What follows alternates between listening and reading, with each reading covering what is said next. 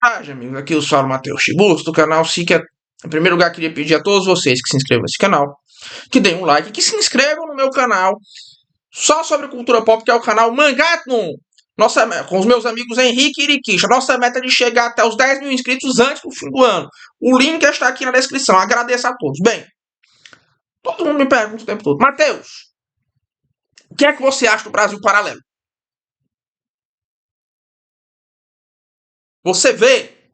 Você assina? Não, não vejo nem assino. Em primeiro lugar, não assino porque não assino nenhum serviço de streaming. Não vale a pena. Para mim, não vale a pena assinar. Eu não recomendo, certo? Embora eu tenha que dizer o seguinte: o Brasil Paralelo, para os padrões dos serviços de streaming brasileiros, certo? Ele tem um catálogo que é bom para o padrão dos serviços de streaming disponíveis no Brasil. Aliás, esse serviço de streaming de direita, como a Lumine e o próprio Brasil Paralelo, até que eles têm catálogos razoáveis. Catálogos melhores do que os concorrentes maiores internacionais. Verdade seja dita. Certo? Eles têm catálogos bons. Claro que, enfim, todo mundo aqui acho que já sabe a minha opinião a esse respeito. Se você gosta de streaming, talvez valha a pena você assinar o Brasil Paralelo. Agora, o conteúdo deles, eu acho os documentários do Brasil Paralelo muito fracos, certo? Muito fracos. Os documentários da direita brasileira, até agora, foram só decepção. Isso não vale apenas para o Brasil Paralelo, certo? No geral, foi só decepção. Por exemplo, tão apreciado, o tão esperado documentário do Olavo, que é o Jardim das Aflições. Sim, um negócio completamente desconexo. O Olavo queria que falasse sobre o livro e virou meio que uma geografia dele, do Olavo, né? Negócio assim meio sem negócio assim meio entediante, enfim, né? Intelectual brasileiro é obcecado por esse negócio de documentário. Mas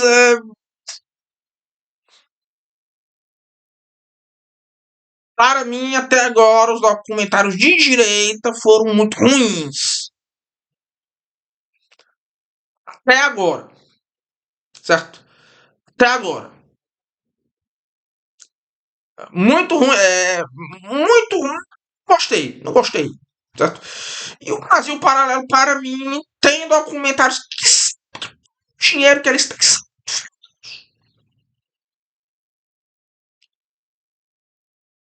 O dinheiro que é investido, eles fraco. E o negócio ficou pior depois que o Guilherme Freire saiu. Acho até que muita gente não vai gostar disso que eu vou dizer aqui. Mas, se o Guilherme Freire sair, quando ele estava lá, havia uma linha editorial clara no Brasil Paralelo, que é o que? Esse negócio da última cruzada. Resgate.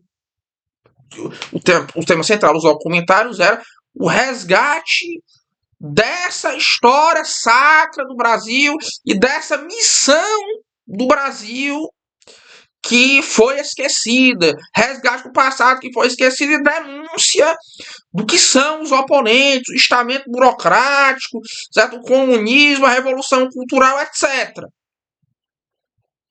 Você tinha essa linha editorial clara no início. Eu percebo que em grande parte pela influência do Freire. Depois que o Freire saiu,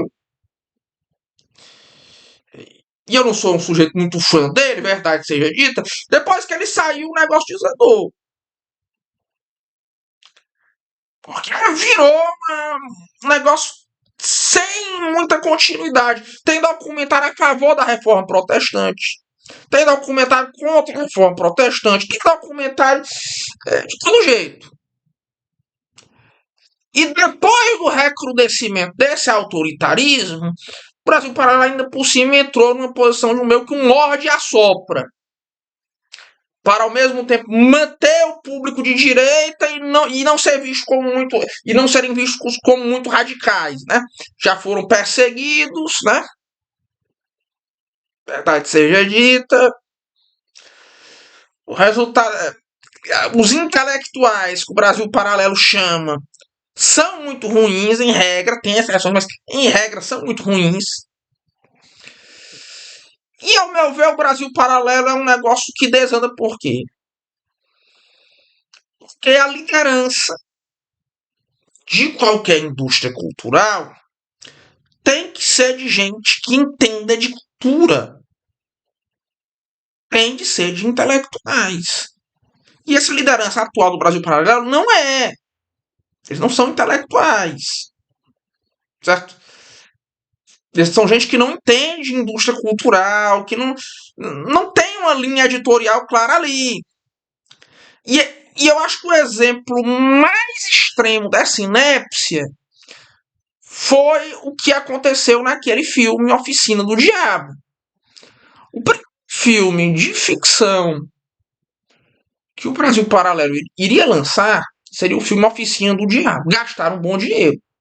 Uma adaptação do Cartas de um Diabo a seu aprendido C.S. Lewis, né? The Screwtape Letters, né? Cartas de um Diabo. Traduziram para o português como Cartas de um Diabo a seu aprendido, mas Screwtape é o nome do demônio lá.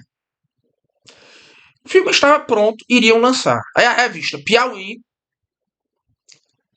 descobre o seguinte: não tinham feito o licenciamento do filme com os herdeiros do C.S. Lewis. E a obra só entra, a obra inteira do C.S. Lewis, as óperas omnia do C.S. Lewis, só entram em domínio público, certo? Em 1º de janeiro de 2020 não, não, elas entram em domínio público em 1º de janeiro de 2034. Porque ele morreu, o C.S. Lewis, em 1963. No Brasil, o domínio público, certo? Uma obra entra em domínio público 70 anos depois do falecimento do seu criador. Certo? Ou seja, deveria ser, certo? Em 2033. Mas existe uma regra que diz o seguinte: e isso existe em quase todos os prazos. Tem países em que o lapso, né, em que uma obra entra em domínio público é de 50 anos após a morte, em outros é 80 anos.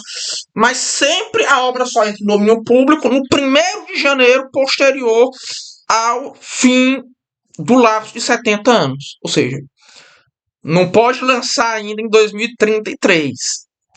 E parece que o espólio do C.S. Lewis entrou com um processo.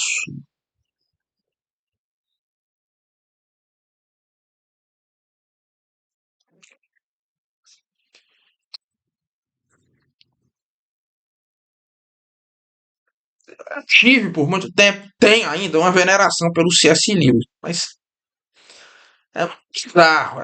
A história toda, né, desse espólio é muito bizarro, porque o C.S. Lewis era um cara que tinha um negócio muito estranho.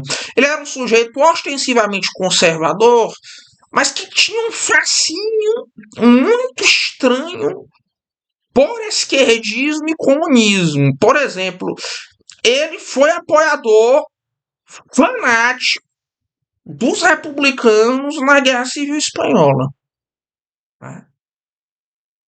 O Tolkien teve uma conversa com ele, ele falou, mas eles estão matando os padres. A resposta do C.S. Lewis: e vai, não me importo com isso. Né? Mas tinha um fascínio muito estranho por um negócio de esquerdismo.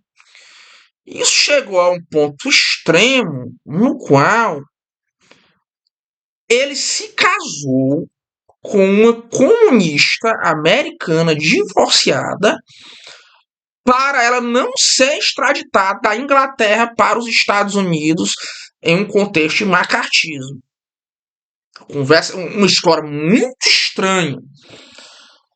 De fato, ele começou a se relacionar com ela em um certo momento, é, que deveria ter sido um casamento de fachada, não foi, ela morreu, ele ficou muito depressivo, e os últimos anos de vida do C.S. Lewis foram muito estranhos, né?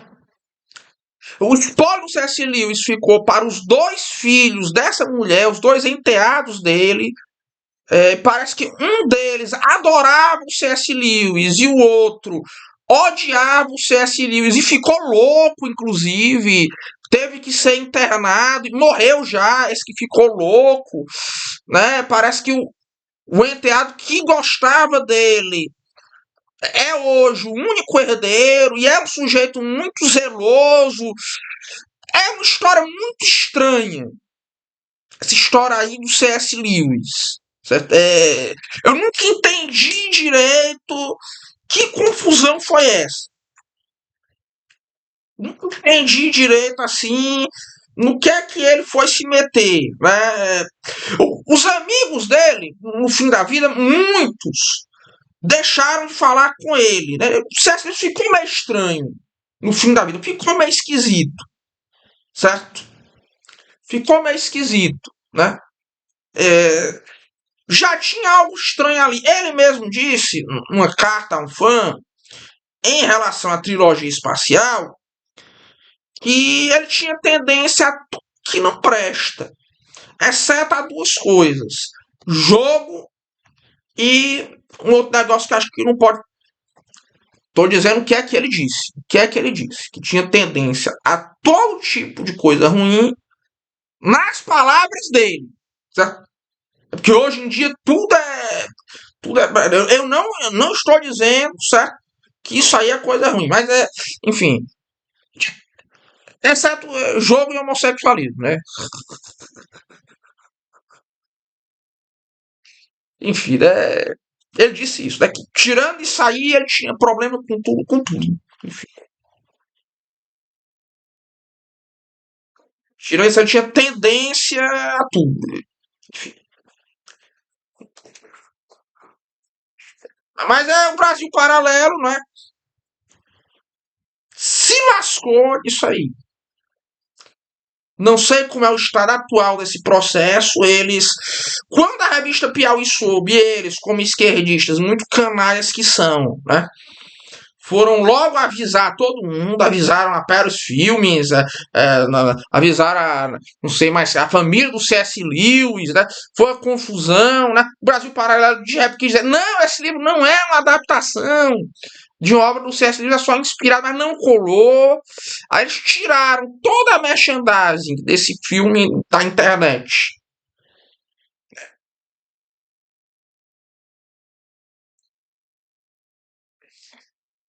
Tiraram toda a publicidade desse filme da internet, né?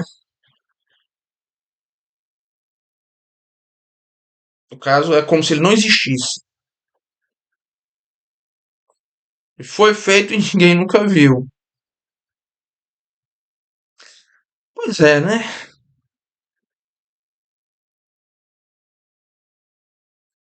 Você vê como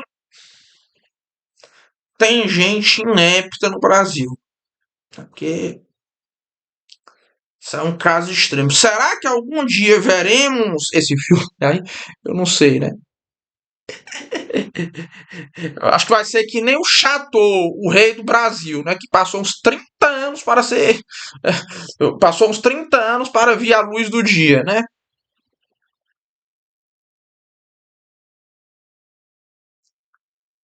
Brincadeira. O pior é que parece que tem já estúdio de cinema querendo adaptar esse Cartas de um Diabo ao Seu Aprendiz, né?